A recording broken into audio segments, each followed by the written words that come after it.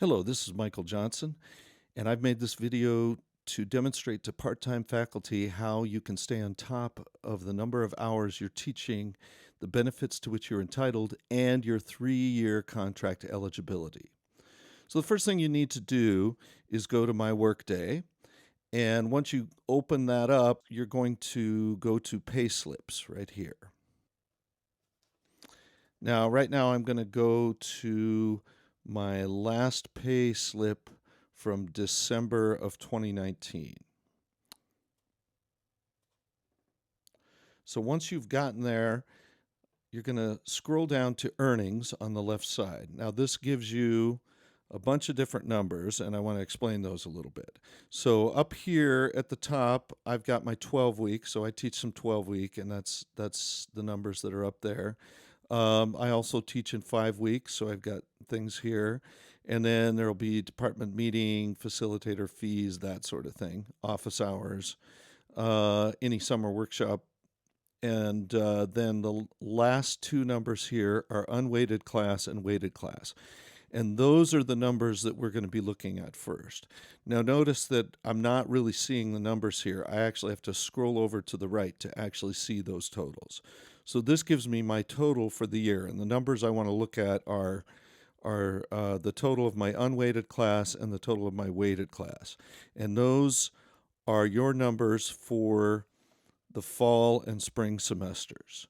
So when you're looking at eligibility for the 3-year contract, those are the semesters you need to look at.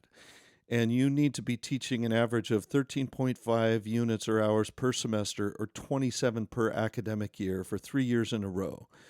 And that's only in fall and spring. 12-week and 5-week actually don't count towards those numbers. So that's one thing you have to keep in mind. Now, in order for you not to have to worry about trying to divide and figure out how many per week you did, just know that you need at least 405 hours total for the academic year.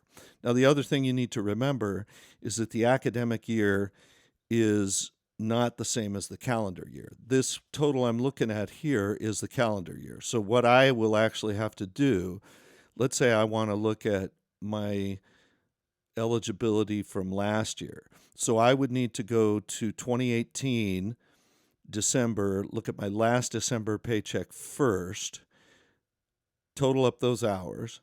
Then in 2018, I'd have to go to my last May pay stub and total up those hours and subtract them from the December, and then that will give me my fall for the academic year of 2018 through 2019. And then I would go to May of 2019 and look at that number and add it, and that would give me my total number of hours for fall and spring of that academic year. So it's a good idea to keep track of these things, because if it looks like you're going to fall short, there's a couple things you can do. The biggest thing is that you should see if you can sub for other people in your department, because those hours can also add to that. As long as they're in the fall and spring, if you get enough hours subbing for people, that will keep you eligible. So if it looks like you're running short, just check with your chair and see if you can do some subbing. And then the other thing you can also do is to just make sure that your schedule for next fall is looking good, and if it's not, see if you can talk to your chair about it. Another thing you need to think about, besides just maintaining your 3-year contract, is your benefits. Human Resources looks back 2 years every September 1st to determine benefits eligibility. And in this case, 12-week will also count for that. So this will be fall, spring, and 12-week, but not 5-week hours. Over 2 years, you need 500 hours for the 65% match for individual health and dental benefits, and 810 hours for the 65% match for individual +1 and family health and dental benefits.